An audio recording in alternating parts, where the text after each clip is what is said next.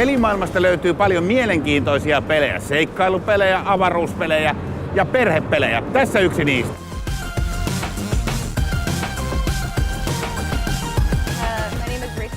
I'm a senior visual effects artist on the Overwatch team. For making games, I've worked on the Diablo team and the Overwatch team. The game of Overwatch is a 6v6 shooter. You're working with heroes. It's a team-based hero shooter in a bright future. We have competitive gaming. I think the hardest part for us was we have so many ideas that we wanted to bring forward. We had to be selective about what would be able to go into the game. So choosing what comes first when we bring out a new character, it's very difficult. We also started with new tool sets, so this has not been used before. We never made a game before in the tool set, so we had to make everything from the ground up. Well, features for Gamecom, we have Junkertown.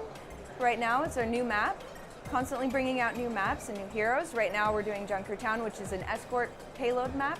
You ride through Junkertown, fight all the way through 3 different points, starting on the edge, working your way all the way to the Queen's Stadium, and it's great. All kinds of characters. This is the wonderful thing about Overwatch is that we have such a broad spectrum of characters. It's from every country, or a lot of countries, it's not every country, a lot of countries all over the world, a lot of different personalities, different kinds of characters, healers, tanks, DPS characters. There's something for everybody. Oh, and esports, the magic, I think it all starts because it's a fun to play game. People really are engaged in the gameplay of Overwatch, and that just lends itself to people being excited about Overwatch as an esport.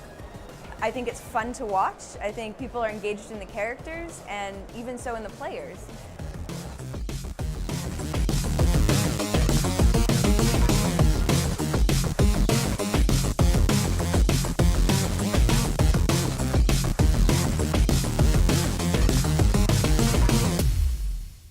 Ohjelmayhteistyössä mukana